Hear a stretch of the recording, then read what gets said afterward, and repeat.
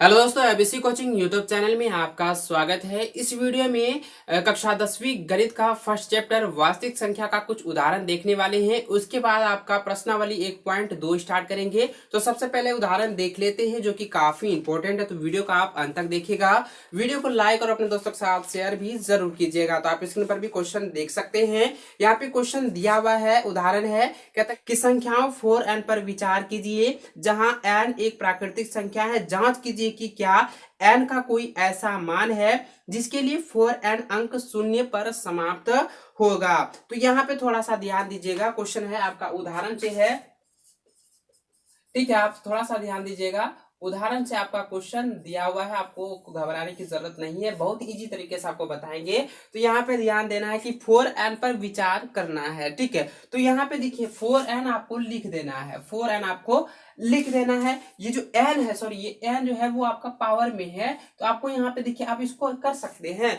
देखिए 2 गुना 2, अब 2 दूनी 4 होता है, तो यहाँ पे लिखना है 2 गुना 2 पर पावर n। अब यहाँ पे थोड़ा सा ध्यान दीजिएगा, 2 गुना 2 पर पावर n हम आप इस तरह से लिख सकते हैं, या आप इसको लिख सकते हैं 2 पर पावर 2n, ठीक है। इस तरह लिख सकते हैं 2 पर पावर 2n, यानी कि 2 दूनी 4n, ये भी हो जाएगा। अब आपको क्या यहाँ पे क्या करना है, लिखना है कि जहां, थोड़ा सा ध्यान दीजिएगा, बहुत ही इजी तरीके से आपको बताएंगे, बहुत ही आसान भाषा में बताएंगे। लिखेंगे जहां 4 के अभाज्य, यहाँ पे लिखना है जहां 4 के अभाज्य, ठीक है। यहाँ पे थोड़ा सा ध्यान दीजिएगा, जब 4n बराबर हम 2 इंटू टू पर पावर n लिखे, उसके बाद बराबर लिख सकते हैं 2 पर पावर 2n, आप इस तरह से लिख सकते हैं। उसके बाद आपको यहाँ पे लिखना है कि जहां, थोड़ा सा ध्यान दीजिएगा, जहां 4 के अभाज्य गुणनखंड में सिर्फ, जहां 4 के अभाज्य गुणनखंड, यहाँ पे लिखना है गुणनखंड में सिर्फ 2 है, 5 नहीं है, आपको इस तरह से लिखना है। तो यहाँ पे थोड़ा सा ध्यान देना है कि जहां पे लिखना है जहां 4 के अभाज्य गुणनखंड में सिर्फ 2 है, 5 नहीं है। उसके बाद आपको लिखना है अतः n के किसी भी मान के लिए 4n का अंक शून्य पर नहीं होगा। यहाँ पे लिखना, इसलिए आपको लिख देना है अतः 4n का मान, ठीक है। यहाँ पे थोड़ा सा ध्यान दीजिएगा, अतः यहाँ पे लिखना है कि 4n का मान, या लिखना है सिर्फ आप इस तरह से लिख सकते हैं, यह n का मान, यहाँ पे लिखना अतः n का मान किसी भी, यहाँ पे लिखना है अतः n का मान किसी भी मान के लिए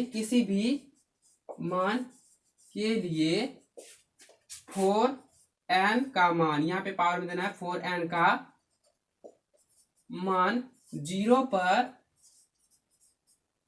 समाप्त नहीं होगा, आपको इस तरह से लिख देना है। और ये आपका आंसर हो चुका है। तो आपको क्या करना है, फिर से बता देते हैं कि यहाँ पे 4n लिखना है, 4 पर पावर n बराबर 2 गुना 2 पर पावर n बराबर 2 पर पावर 2n, आपको इस तरह से लिख देना है। उसके बाद लिखना है जहां 4 के अभाज्य गुणनखंड में सिर्फ 2 है, 5 नहीं है। यहाँ पे देखिएगा अभाज्य गुणनखंड जो कि यहाँ पे सिर्फ 2 ही है, 5 नहीं है, क्योंकि 5 रहता है तब उसका हम 0 निकाल सकते हैं कि 5 दूनी 10 अंक संख्या, जो लास्ट संख्या जो आता है 10 का, वो आपका 0 आता है, 0 अंक इकाई अंक जो है वो आपका 0 आता है, वो आपका अभाज्य गुणनखंड, उसका मान 0 हो सकता था, लेकिन यहाँ पे नहीं आया है। इसलिए आपको लिखना है अतः n का मान किसी भी मान के लिए 4n का मान 0 पर समाप्त नहीं होगा। अगला क्वेश्चन क्यों चलते हैं, इसको हम मिटा देते हैं। अगला क्वेश्चन यहाँ पे दिया हुआ क्वेश्चन की संख्याओं 6 और 18 के अभाज्य गुणनखंड विधि से एचसीएफ और एलसीएम ज्ञात कीजिए। थोड़ा सा ध्यान देना होगा कि 6 और 18 का जो है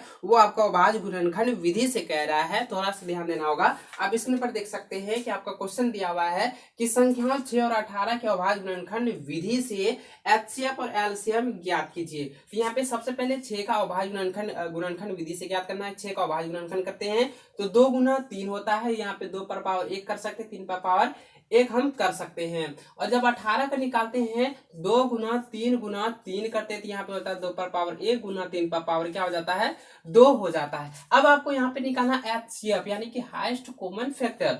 अब इस दोनों में देखना है कि कॉमन क्या है, तो यहाँ पे थोड़ा सा देखिएगा, यहाँ पे 3 पर पावर 1 है और यहाँ पे 3 पर पावर 2 है, तो यहाँ पे ये मेल नहीं आता है, यानी कि ये जो है बराबर नहीं है। अब यहाँ पे देखना है जो बराबर है 2 पर पावर 1 है, यहाँ पे भी 2 पर पावर 1 है, तो यहाँ पे HCF जो होगा 2 पर पावर 1 हो जाएगा।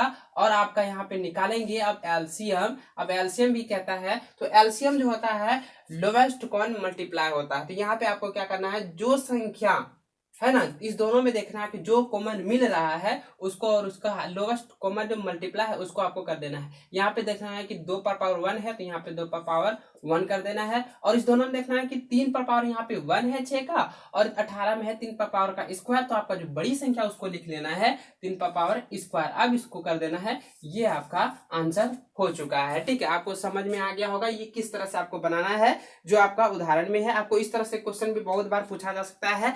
आप होमवर्क की तरह से आप लिख लीजिए कि आपको हम क्वेश्चन देते हैं कि संख्याओं 6 और 20 के अभाज्य गुणनखंड विधि से HCF और LCM ज्ञात कीजिए। आप स्क्रीन पर देख रहे हैं, आप इसको होमवर्क की तरह से रख लीजिए, आप इसको बनाइएगा और आप इसको अच्छी तरह से रिवीजन कर लीजिएगा। ठीक है, अगला उदाहरण की ओर चलते हैं। हम इसको हम मिटा देते हैं।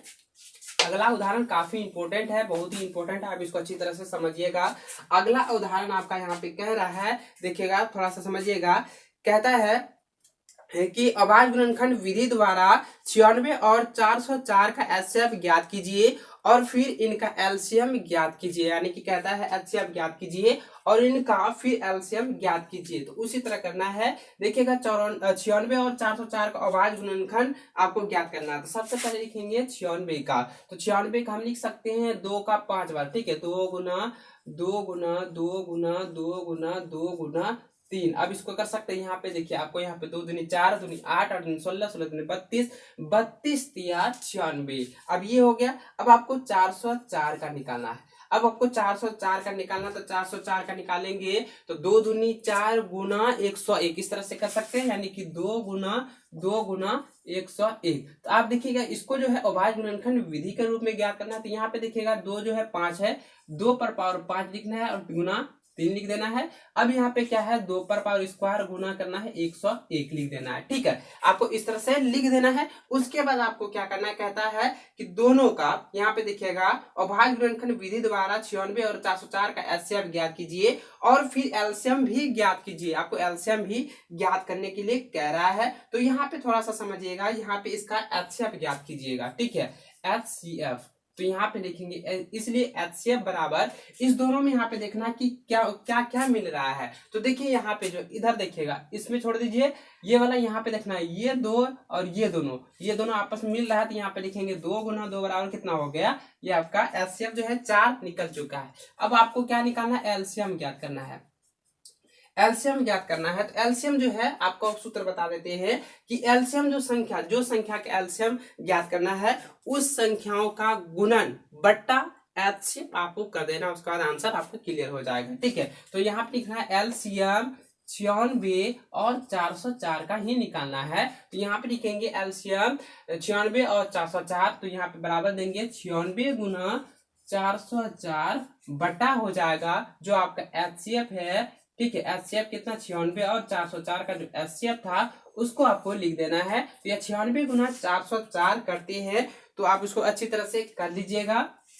तो 96 गुना 404 बटा हो जाएगा, इसका हम निकालेंगे तो ये मेरा 4 होता है। अब इसको हम कटा देते तो मेरा कितना होता है 101। अब इसको हम करेंगे, इसका आंसर जो हो जाएगा 96 और 101 से गुना करते हैं तो मेरा कितना होता है 96 और 96, ये आपका आंसर हो गया। ठीक है, देखिए बहुत ही इजी तरीके से है। आपको इस तरह से जो आपका एक्सरसाइज में भी क्वेश्चन मिलेंगे तो आपको इसी तरह से बनाना है। तो वहां पे ये नहीं कहेगा अभाज्य गुणनखंड विधि से HCF के साथ LCM ज्ञात कीजिए, वहां पे ये कहेगा कि LCM के साथ HCF भी ज्ञात कीजिए, इस तरह से क्वेश्चन कह सकता है। तो आपको इसी तरह से बनाना है जिस तरह से हम अभी बना है। आपको ये सूत्र जो है हमेशा याद रखना है, किसी भी संख्या का LCM ज्ञात करने के लिए कहे तो उस संख्या का गुणन कर देना है बटा HCF कर देना है। ठीक है, आप इसको समझ गए होंगे तो वीडियो को लाइक और अपने दोस्तों के साथ शेयर भी जरूर कीजिए। तो अगले वीडियो में आपको चैप्टर बताएंगे, प्रश्नावली 1.2 आपका पूरा एक्सरसाइज आपको बताएंगे। ठीक है, तो वीडियो को लाइक और अपने दोस्तों के साथ ज्यादा से ज्यादा शेयर कीजिए, और आप चैनल पे नए तो चैनल को सब्सक्राइब कर बेल आइकन को बजा दीजिए ताकि लेटेस्ट वीडियो की नोटिफिकेशन सबसे पहले आपको मिल सके। तब तक जय हिंद, जय भारत।